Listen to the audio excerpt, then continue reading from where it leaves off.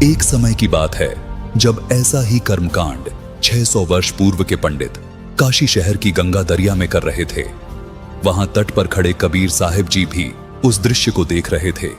जैसा कि कबीर साहिब जी ने अपने दोहों और लोकोक्तियों के माध्यम से अंधविश्वास और पाखंडवाद पर गहरी चोट दी है, इसी प्रकार से उस समय भी कबीर साहिब जी ने पंडितों के इस भ्रम को तोड़ने के लिए आगे क्या प्रतिक्रिया की और कैसी थी उनकी वो अद्भुत लीला, जानने के लिए देखिए उस समय के पुरातन दृश्य को फिर साक्षात करती हुई ये 2D एनिमेशन वीडियो।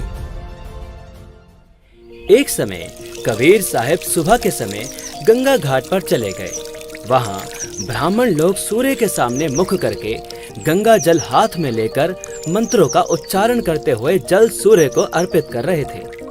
कबीर साहब जी उन ब्राह्मणों को ये सब करते देख रहे थे। थोड़ी देर बाद कबीर साहब घुटनों पानी तक गंगा नदी में जाकर अपने दोनों हाथों से किनारे पर जोर जोर से पानी फेंकने लगे। ब्राह्मणों ने देखा कि ये कबीर ऐसा क्या कर रहा है। उन्होंने कबीर साहब जी से पूछा, हे कबीर, तू ये क्या कर रहा है?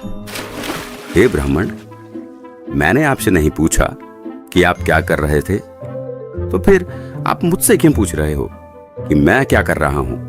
पहले आप बताइए कि आप क्या कर रहे थे। हम तो अपने भूखे प्यासे पूर्वजों को स्वर्ग में जल अर्पित कर रहे हैं। अच्छा, अब मैं आपको बताता हूँ कि मैं क्या कर रहा था। दरअसल मैंने अपनी झोपड़ी के आगे एक छोटी सी बगीची लगा रखी है। मैं उसे सींच रहा हूँ। अरे भाई, तुम्हारी झोपड़ी तो यहाँ से काफी दूर है, उसे ये पानी कैसे मिलेगा?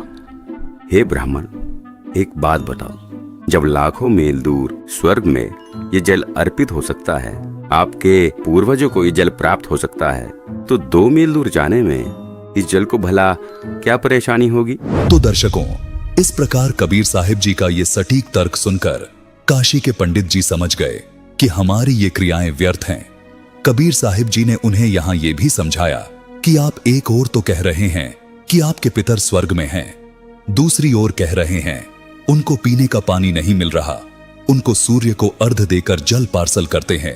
यदि स्वर्ग में पीने के पानी का ही अभाव है तो उसे स्वर्ग नहीं कह सकते, वह तो रेगिस्तान होगा। वास्तव में वे पितरगण यमराज के अधीन यमलोक रूपी कारागार में अपराधी बनाकर डाले जाते हैं।